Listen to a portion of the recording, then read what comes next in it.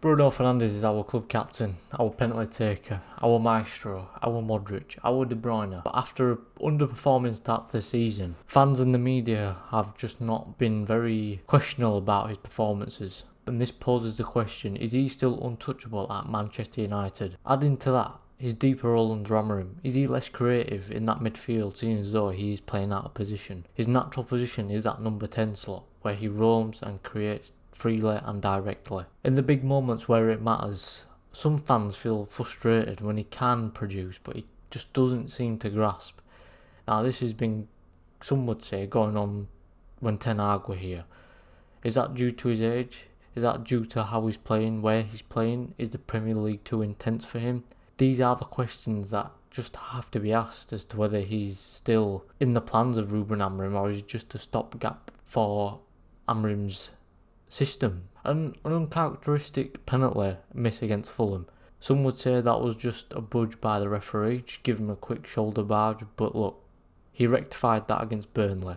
We just need more of that after the international break, just a more consistent Bruno that can just be more disciplined and consistent on how he controls that midfield. Because if we do, boy oh boy, that midfield will be a good midfield. If he can do what Modric does, a more disciplined, a more direct, a more control of the ball, I'm pretty sure Amorim wouldn't mind someone like that in his midfield alongside a Casemiro or a Mainoo or an Agate.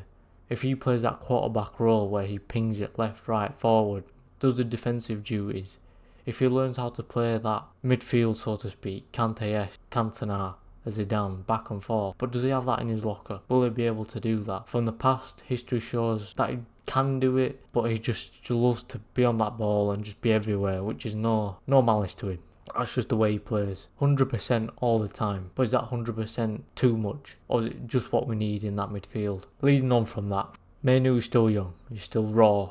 He's still got that talent in him. He's a quiet hard worker, which we all respect. Whilst Amorim's building this system somewhat with the help of the board, Bruno's experience and quality can help build Mainoo up. But is Amorim being a bit too overcautious in how he's playing Mainoo's minutes? Is he a bit harsh on him? Is he wanting him to earn that chance, earn that right, as Amorim rightly so calls? If you want to be here, you be here, you tough it out. But instead of dropping Bruno outright, which many fans are calling for, we could blend that experience. But is that seen too attacking, having both Mainoo and Bruno? But is it too defensive, having Casemiro and Bruno?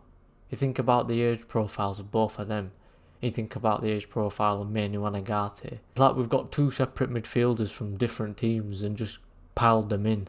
Not fitting to Amorim's system. Now Agate, he's had a rusty start. He's been in that Amorim system, so he knows what to do. But if you don't have someone next year likewise, does it become an uphill battle?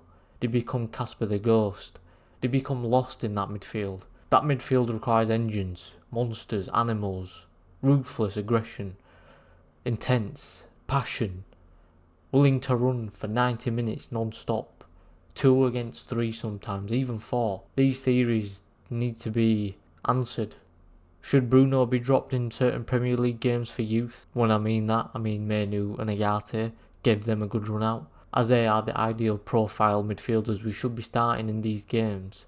But when we don't play them, we miss out on that creative engine, that playmaking ability. But then this is why we've signed Cunha and Mbeumo, even Mount if he can stay fit, and Xerxes, to remove that burden from Bruno to be always that man, leading the charge all the time. Bruno knows this club inside and out. He's been through the darkest depths of this club under this decade. He's seen it all, he knows it all, he's listened to it all. His leadership, is it really hindering United? Is it holding us back? Is he the catalyst for us to go on ahead and change that midfield? The Saudi clubs were coming in that summer transfer window, demanding upwards of hundreds, well not say 100 million pound plus for his signing. But Amorim wanted to back him. Will that be a factor in why Bruno stays in that team? That's the risk that Amorim took, and that's the risk that Bruno has taken. He has got to perform under that spotlight. The fans know that we could have got quite good money for him, for his services. But will he reward us for that? Will he get us back into top flights of European leagues, the Champions League, even the Europa League? That battle for 5th spot is the most important thing. We could see ourselves out of the FA Cup quite quickly. A shock win, like Grimsby Town in the Carabao Cup. That money that we could have had is a dream now. And we've got to focus up this season. Because this season will come thick and fast. We have teams building up and down, left and right. Teams building on what they had last season. Crystal Palace, Fulham, Bournemouth, Nottingham Forest, Newcastle. The whole lot. And we're just in there with our own mess, with our own chaos. This is what it comes down to. Is Bruno still untouchable at Manchester United, or could we see him drop this season for other players? Bruno is still untouchable for now, but the clock is ticking. Many media reports have hinted that he wants to stay this summer, but is looking to get out next summer ahead of the World Cup. Is this good? Is this bad? Fans are split on this one. From what I've seen, they are split on this one. That Mainoo chance will come. The penalties, the armband, the set pieces, they won't last forever. Well, we are looking to get rid of him at some point, so Mainoo's got to grab this opportunity whenever he can, when he gets the chances, and show why he needs to be in that starting 11. But my question is for you viewers, do you still trust Bruno as a captain in that midfield, having to do what he does best and put all the burden on himself, which isn't undeserved? Or should Amorim look elsewhere? Should he play his youth? Put his trust in Ugarte and Mainoo. Have them going at it. Fight with, obviously in a good way, with both Bruno and Casemiro. Fight for them starting spots. When you think about the systems other teams play, we already are at a disadvantage with the two. So can Ugarte and Mainoo come in and displace both Bruno and Casemiro?